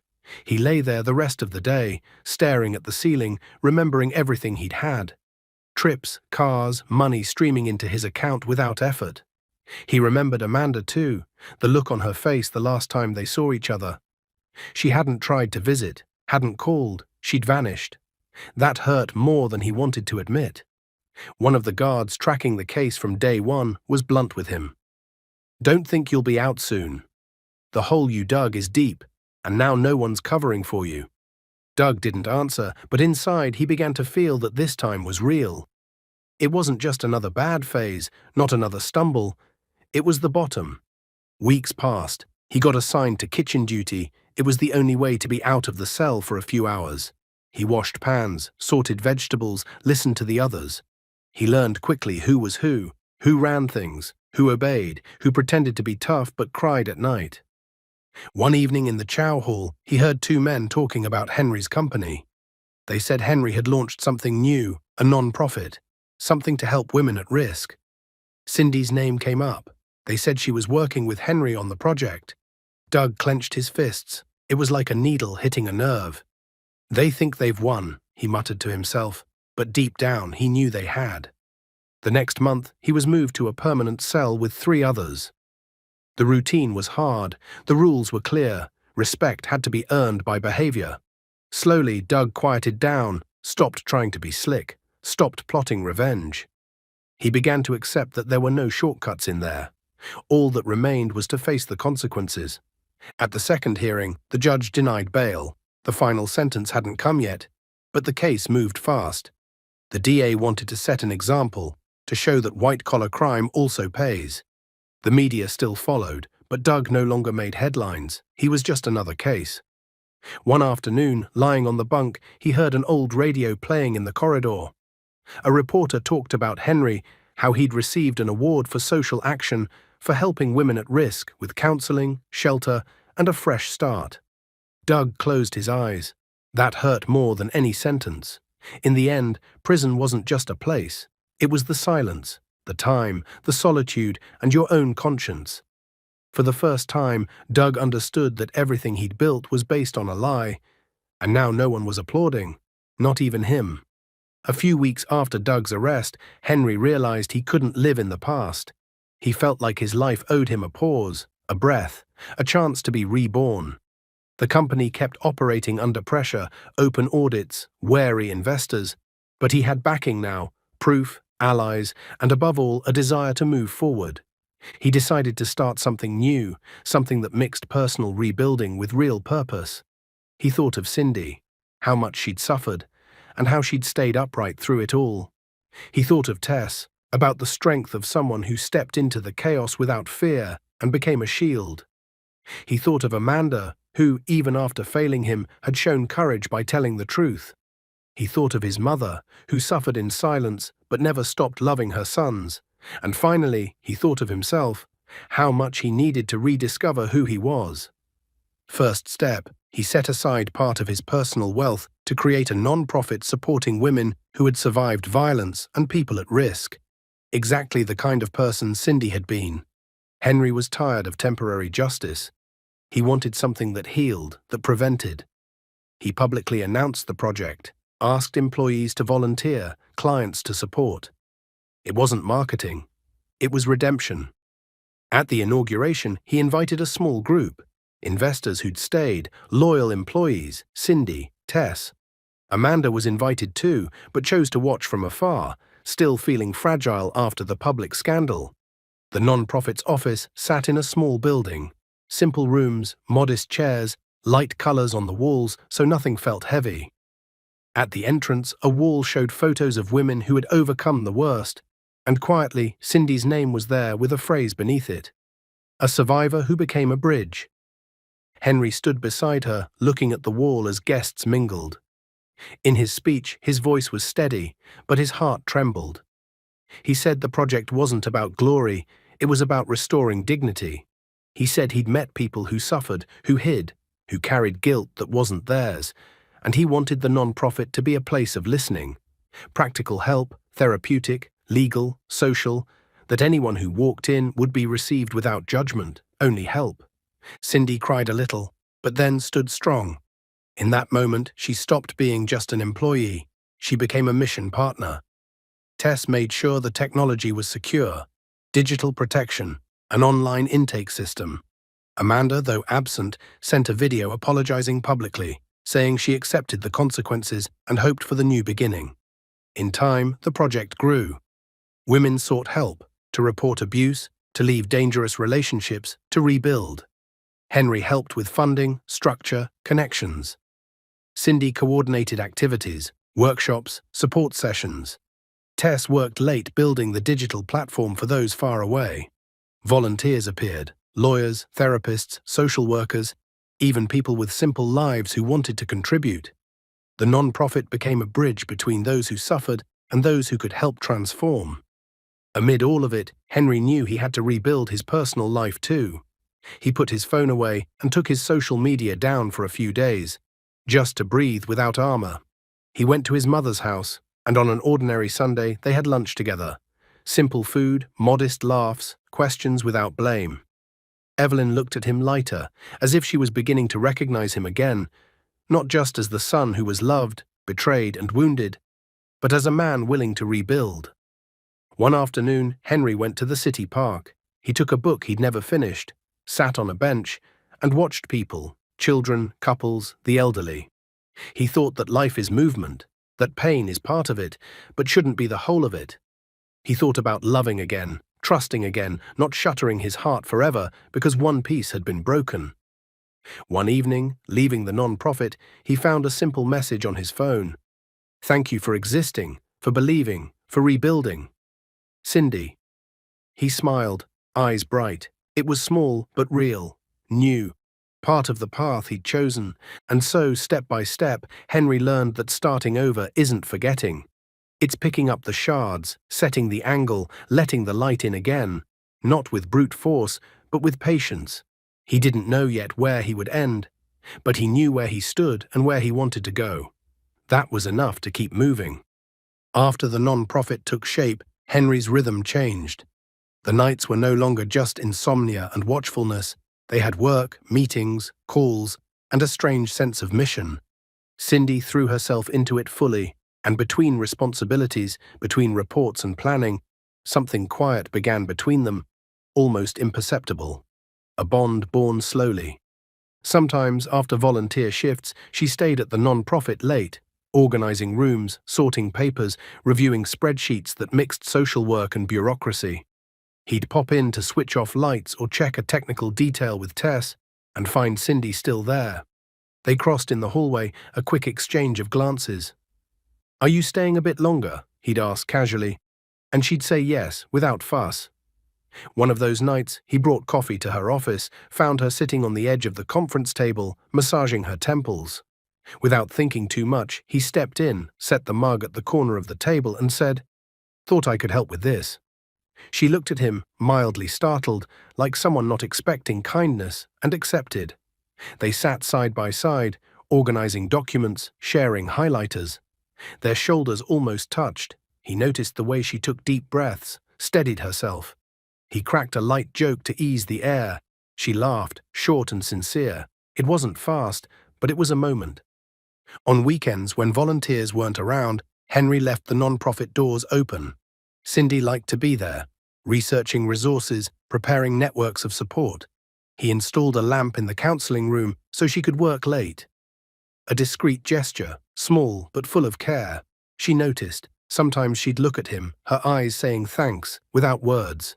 He answered with a nod. One rainy afternoon, after a tough meeting with sponsors, Henry saw Cindy standing in the non-profit doorway, watching the grey sky. He walked to her, an umbrella in hand, opened it. "Let's close up late. Want to grab coffee?" She hesitated half a beat, then smiled and stepped out. They went to a nearby bakery, hands warmed by hot cups. They talked about light things, childhood, favorite music, movies that stuck. She mentioned an old film he'd never seen. He was curious, asked more. She told him the plot, her favorite scene. He said he'd look it up. The conversation slipped out of pain and into the small current of ordinary life. Sitting at that table on a grey day, Henry realized she was opening her world to him, and he wanted to enter. With time, they began sharing spaces, his strategy room, her counseling room. Sometimes they left each other brief notes. A post-it, "Did you call your mom today?" Or, "Don't forget to rest." He answered with another, "I'll stop by later." Simple, nothing forced, small acts of kindness. On a hot day, the non-profit hosted a community event in the town square. Music, workshops for women, a talking circle. Cindy ran the show, organizing speakers, swapping microphones, lining up chairs. Henry watched from a distance, proud. At moments, he saw her speaking with an older woman, explaining the project with that calm style she always had. You could see the respect people had for her. You could see his admiration. When she finished a talk, a volunteer named Benjamin handed her water. Their eyes met across the crowd. After the event, he brought her another bottle. She accepted with a soft smile and said, "Thanks for being here." He answered, "Only where it matters." It seemed trivial, but to her it was everything. One night, leaving the non-profit, she waited for him at the door. He came out, doors locked, lights off. They stood there for a while, listening to the wind. She turned to him and said quietly, "You don't have to do anything grand with me. Just being here is enough." He smiled a little crookedly. "Then wait. I'll show you I can be here." She smiled back, and something clicked. It wasn't haste, it was presence. They walked together to the car, talked little, kept it light. No declarations, just being beside each other. In the passenger seat, Cindy tugged the jacket so he wouldn't get cold. He thanked her. She looked away, but both felt something was growing there. Days later, while reviewing paperwork, he found a letter tucked inside one of her books. A passage was underlined. "Those who heal walk beside those who suffer." He smiled in silence, went to her and said, "This could be our motto." She blushed, didn't answer right away, then said softly, "Maybe it already is." And so, among papers, projects, coffees, and simple nights, a bond was born. No rush, careful. A bond that felt unsure sometimes, but endured, because it came from trust, respect, and two people who had seen the worst and chose to hold each other's hand in the middle of the fall. Not a perfect love story, real people. A healing that arrives slowly and keeps growing. One morning, Henry woke with a chill in his stomach. It was Saturday, a quiet day. But there was a thick grey envelope on his desk. He didn't remember receiving mail. The sender looked elegant, just a name, written in old-fashioned script. No address, no visible postmark. He took a breath before opening it, like someone who knows something heavy is coming. Inside, several pages. The handwriting was cursive but firm. He read the first lines, and the world spun again. "Henry, if you're reading this, it means many doors have already closed. But there are truths that deserve to leave the silence. Before I go, I need to tell you something that may change everything, or simply confirm what you've already found. If you think your pain was intense, know mine was worse in many dark days. I'm not writing to cry. I'm writing to give you a missing piece. Amanda was pregnant by me when it all began. The baby was born while I was out of state, under another name. He is my son. Don't try to deny it. Don't run from it. I did all this for him, and for you, not just for me. I know it will hurt. I know you'll feel betrayed again. But my great secret was protecting you at all costs. For years I had to hide, work behind the scenes, lie, break myself, and now I'm tired. If you can, and only if you can, take care of him as part of what we built too. Amanda knows, but she's afraid. She believed she could keep her image clean with you. I protected her from this truth until today, and it killed her inside. Maybe you'll hate me. Maybe you'll never say my name again. But everything I did was to hold on to what I considered mine too. Our home, our legacy, even if crooked. I'm writing because I know I'm out of time, and because you deserve the full version before I can no longer tell it. Goodbye, with regret. Doug. He sat. The letter slipped from his hands. Tremors ran through him. He opened the envelope again. There was a torn photo, tucked between pages, a baby in Amanda's arms, looking 6 months old. The picture was creased, fold marks etched into it. He stared for minutes. The silence seemed to crystallize everything. Now, nothing made sense. The child, the secret, the deeper betrayal. It felt like someone had put a shared blame in his lap. Absurd as it was, it made a twisted sense too, the way Doug insisted on manipulating urgency with Amanda, the fear of exposure, the protection, everything conspired toward a possibility Henry had never considered. Amanda called shortly after. He let it ring. She asked to meet at a nearby park. Henry took the letter with him, but didn't show it yet. When she arrived, the air between them was taut. She knew. She smiled with longing, but her eyes were heavy. He greeted her awkwardly, stiff. They sat on a bench. He asked, voice dry, "Is it true?" Amanda hesitated, bit her lip. Her eyes filled. "Yes, it's always been true. I was afraid of how you'd react. Doug asked me to hide it. He said it'd be just for a while, that he'd tell you later, that it was to protect his image and the company, that you needed to stay strong. And like an idiot, I believed him." She handed him a letter, one she'd written to herself and never sent, along with proof. Medical notes, old ultrasounds, messages between Doug and a hospital in a nearby town, requests to list the child under an alias. Correspondence Amanda had kept hidden. All of it confirmed the pregnancy. All of it showed Doug had not only betrayed, he had masked a life, turned a family bond into a blackmail tool. Henry read with blurred vision, each word a slow knife. He saw Amanda's face fill with guilt. She trembled. "I didn't want it to happen like this, for you to find out like this, but I didn't have the courage to tell you. I was afraid of losing you." Silence fell between them. Everything echoed. He shut his eyes and took a breath. She took his hand. "I'm sorry. I didn't do it to hurt you. I did it out of fear, out of shame, out of destruction." Henry let the letter drop in her lap and stood. Took a few steps like he wanted to escape. Then he turned back, took her hand. "He's in this world. In our story. If you want him to be." She looked at him, astonished, one tear sliding down. He held her face gently, impossibly gently for that moment, and said, "Let's do it differently, together. You, me, and him, if God allows. No more lies from now on." She exhaled, unable to tell if she should laugh or cry. They sat on that park bench, with the wind whistling, cars passing, one letter revealing what remained to be lived. He closed his eyes for an instant and felt that even a cracked world could build bridges again. Not of perfect trust, but of truth. Right there, in the middle of the pain, something new was born. A last letter, and a new pact. Days after the letter and the talk with Amanda, Henry couldn't sleep. The revelation about the child kept hammering. He asked himself how to imagine a relationship with a baby. A son born of betrayal, secrecy, pain. But there was something he needed to do before deciding anything. Confirm it. Listen. Face it.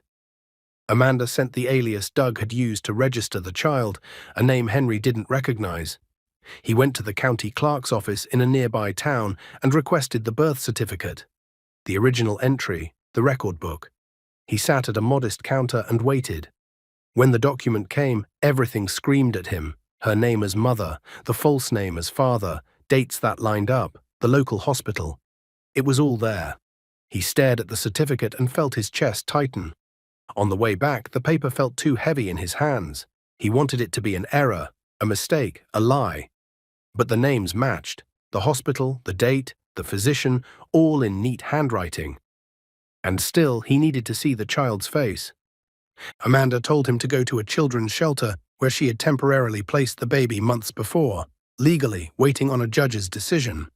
Henry arranged everything. Cindy went with him. Tess coordinated with the attorney to make the visit safe.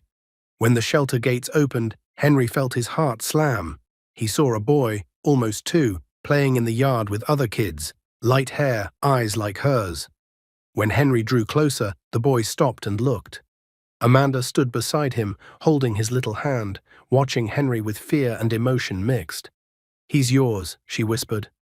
The boy looked back and forth between Henry and Amanda. He didn't know who Henry was in that scene, but he knew something big was happening. Henry crouched and opened his arms carefully. "Hi," he said, voice rough. "May I?"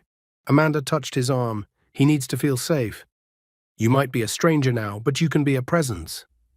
Henry took a breath and looked into the boy's eyes. The child took a few timid steps, came close, rested against Henry's shin. Amanda squeezed her son's other arm. "His name is Ryan." Ryan. The name matched the birth certificate, everything aligned. Henry felt a lump in his throat. The boy looked at him, unaware of everything the world was building around him. He was just Ryan there.